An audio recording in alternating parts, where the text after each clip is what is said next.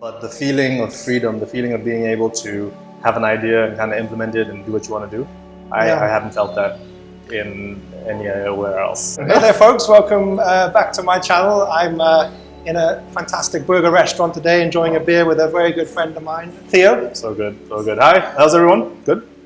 Yeah, they didn't get to enjoy the burger. Yeah, but it, oh man. And those wings, you guys are missing out. Yeah, it's a good spot. A new spot, we're in Tower in District 2, and this is a new spot that's opened up, and it's really cool. Theo is a long-term expat here. I've known him for a few years now. Great chap. But what do you do in Vietnam, Theo? I do a lot of things. I got a lot of jobs, but my favorite is I work for an NGO, and we do training for scientists and doctors and medical professionals. So I get one-to-one kind of face-to-face with really, really smart people, and I get to teach them stuff. It's usually the other way around. Yeah.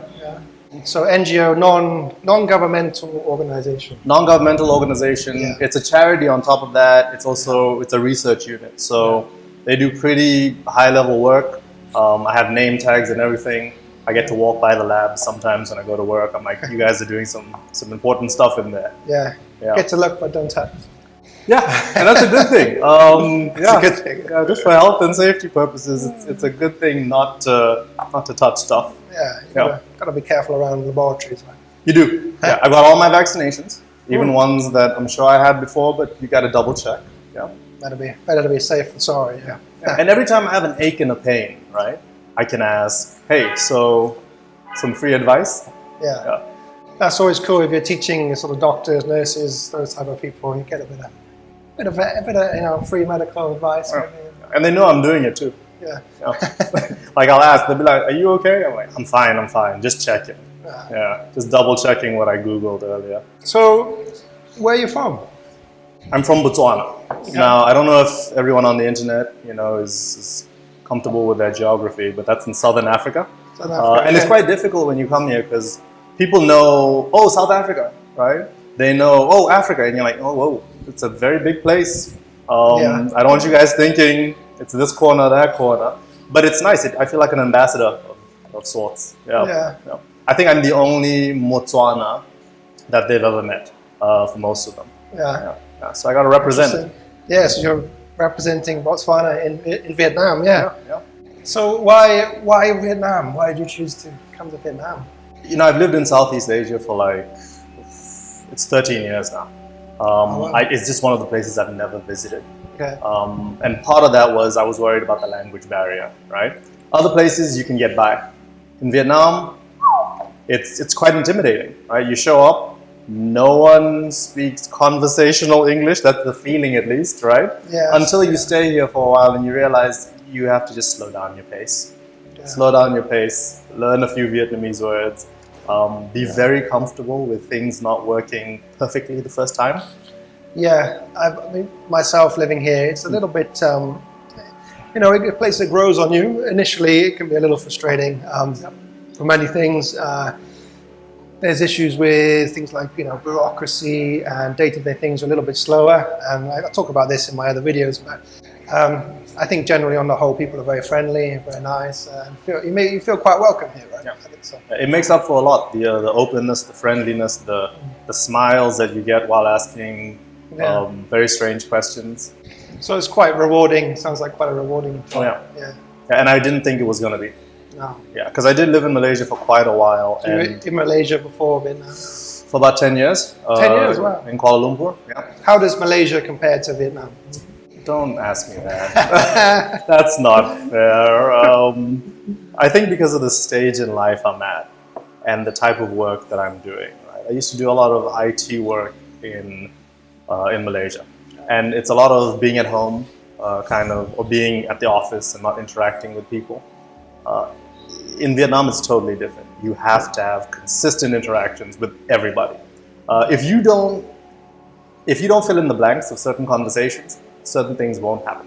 You talked about bureaucracy early on. If you haven't lived in Southeast Asia, you don't know about the red stamp. Red stamp. The red stamp. I see that on a lot of things here. It's a gatekeeper to everything. Yeah. Yes. So how does it compare to living in Botswana? Botswana is a very different country. You know, it's a place that I would recommend everyone visits. I've heard good things about it, actually. Yeah, super peaceful, super quiet. If I had kids right now, I'd love them to grow up in Botswana. And it's not just because I'm from there. Just from the people, from the values, from just being able to live a really good life in a southern African country. Governance is really good too. Yeah. Right? Bureaucracy exists, but at the end of the day, you know, they'll get there. Yeah. You just have to have a conversation with a nice lady behind the counter. Yeah. You know? Yeah. You have to ask her how her day is. Yeah. Everything will get sorted out. A little bit of niceties go a long way. Exactly. Yeah. I think that can be said for many things in life. Oh yeah. One thing I have been kind of finding difficult though about Vietnam is actually picking up on the language. Yes. Whereas in other countries, people, you can make mistakes and people will know what you're talking about. In Vietnam, everyone just kind of looks at you and says, just tell me in English. Because what you just said. Don't even try. Yeah, and it can be frustrating, but you got to persist. How are your Vietnamese language skills? I can tell the Grab drivers. I don't know if your audience knows about Grab. So it's like delivery services. It's awesome, right? Grab. Oh, it's amazing. It's everything. It's my life. Yeah. They are getting a little bit expensive. All right. Shout out to the people who are from Grab. Right. Help me out with this. But all of the services that you can use over here make things kind of easier and more convenient for expats. Right. Yeah. You just got to know the right ones. I agree. Yeah. I mean, that's one of the things I really like personally about Vietnam is the service industry here is really, really great. Like if you just simple things like Grab, taxi, getting things delivered. Even things like if you want someone to help you to clean your house, for example, there's apps that will get someone to clean your house within an hour. It's very cheap, they're very friendly, and I mean, it's all here. It's super convenient. It seems super chaotic. It seems like, oh my God, if I don't know people, if I don't know the right things to do, I'll never be able to survive. But after a month, you figure it out. Yeah, it's definitely a convenient place to live, I think. So if you could live anywhere in Vietnam, where would you prefer? Because Vietnam is a real country of contrasts, right? Beaches, mountains, crazy cities. What would you prefer? I've thought about that. I do like Ho Chi Minh City. I do like it because I've heard, I haven't lived in other places, but I've heard the people are a lot friendlier and more open than in other areas, right? One place I would love to live is Da Nang. I know we've spoken about this. I like Da Nang, yeah. I've been there like 5 times. I went twice in a year once, just because I loved it so much. Yeah. It's open. It's by the beach. It has the same feeling as Ho Chi Minh City, but a little bit smaller. Probably that. Yeah, I don't even surf. Yeah, I tried to once. It almost drowned. But I would take up activities in Vietnam, in Da Nang that I wouldn't take up in Ho Chi Minh City. Yeah. It's a real healthy city, Da Nang. I've got some videos on that as well. But I mean, it's my favorite spot as well. I think, especially in the last 5 or 6 years, it's kind of grown into something. It's a really it's a city that functions really well. You've got the airport, international airport. You've got the beaches, mountains. A lot of Western food, good Western food there. But the problem with Da Nang is it's really hard to find a job there, right? That's the thing. That's the thing holding a lot of people back, I'm sure. The availability of the opportunities you have over here. Saigon's the dirty South. You can get everything. you can get all types of work. You just have to look and you have to persist, right? Da Nang, I feel like you need to know what you're looking for when you show up. You better have a good job. You better have all your paperwork in order. Well, that's the thing. I mean, before COVID, you could get 3-month visas and almost perpetually renew them, right? So people were getting these 3-month tourist visas, business visas, and I think people in the US would get a 12-month visa and just keep renewing that. But now, of course, that's all gone. Visas are just 30 days at the most. And so much bureaucracy involved in just getting basic paperwork. It's very difficult at the moment to get work permits in Vietnam for foreigners.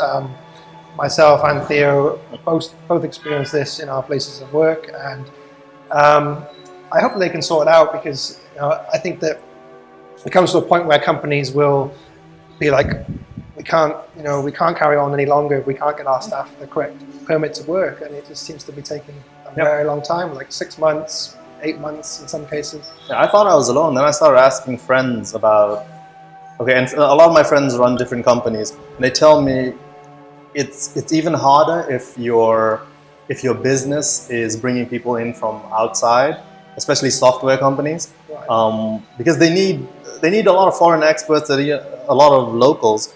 But getting your HR department to navigate all of that stuff can be difficult. Yeah. Yeah, I know from, I think it was February this year, that the immigration department has tightened up the rules slightly. Yeah. So you have to put in place like a training program where you're showing that you're training up local people, local staff to be able to do your job or a similar job after you've finished your contract. Yeah. But of course, it's kind of a catch-22, isn't it? Because often people are brought in because there's just no possibility of a local person being able to do that job. For example, a native English teacher at a school. Yes. Yeah. Yeah, I got a lot of friends who work in universities and such. They have trouble. Like you and I have we worked together. We've worked for different companies. We know how things go. We know what to have before you show up. I can imagine if you're coming from a foreign country and you're exposed to all of these rules and these regulations, and you're like, well, I have this, why isn't it working? Well, Yeah. you haven't got the right red stamp, right? Yeah. I'm used to it. It can be frustrating, but I plan ahead. Yeah, I give myself a week of vacation to sort it out. Yeah. I think most people get there in the end eventually, right? Yeah. I mean, it just takes a bit of patience on your part, and you have to kind of ride the ups and downs of uncertainty with the system here. Obviously, low middle income, developing country, things are not as efficient as maybe what you're used to. If they're coming from Europe, for example. But the plus side of that is things are a lot cheaper. You make a good more point. Relaxed, I think. Yeah. Yeah, you asked about the differences between Botswana and Vietnam. Things tend to be very expensive in Botswana. We're a landlocked country, so everything's kind of imported. It's not produced locally, of course. Okay. But the cost of living is off. Really? If I was in my current job, which is a really good job, I love it, in Botswana, I might need to supplement it, right? But over here, I don't look at my bank account until it's been a while. Yeah, you save automatically just because the cost of living is so low, right? And anyone can do this. It doesn't matter your income level. If you're coming in as an expat, you usually get paid quite a lot more than what you would expect. And the ratio, you're from the UK. I can't imagine the rent prices right now. Yeah, ridiculous, I think. Yeah, but my rent over here, I mean, my contract could expire next week, and I'd be like, I'll walk down the street, find a place to live. Probably a good time to find somewhere at the moment because there's not so many foreigners here, so you may be able to negotiate a good deal. Yeah. Like in regards to visas, things like that. I mean, I've had difficulty visas, work permits. Do you find that yourself? It's tricky getting visas. It can be. Yeah. It's tricky for everybody, but you have to be careful about things like embassies and stuff like that. So over here in Saigon, we've got a lot of consulates. Sometimes they're like, no, you got to go to the embassy in Hanoi to sort your things out. Okay. Your country needs to have kind of a diplomatic relationship with the Vietnamese government. If it doesn't, you'll find yourself like me, flying to a foreign country to get your passport. Yeah, it's a great vacation. Yeah. Well, I don't know if I mentioned this. 2 years ago, I had to get a new passport, and there were only two options. I had to go to Beijing, or I had to go to India. So is there not like a Botswana consulate in? There is not. There's not. Right? There's one in Malaysia, but they don't issue passports, right? There's one I think there's one in Thailand as well. So that you have consulates, but all of these little steps you kind of figure out over the years. You're like, new passport, gotta go to Beijing. Yeah. Oh, shit. I lose my passport. I gotta get a letter from this place, right? I want to get a Shenzhen visa to go to the EU. There's no EU embassy. I can go to the Norwegians. No, I can't go to the Norwegians. I gotta go to the French embassy. They'll sort it out. All of these things, they kind of, you figure them out as you go along.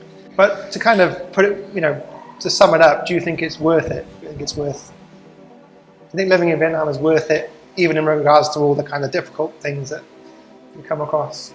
Yes. Yeah. And it's not just about, we mentioned cost of living benefits. We mentioned a lot of difficulty.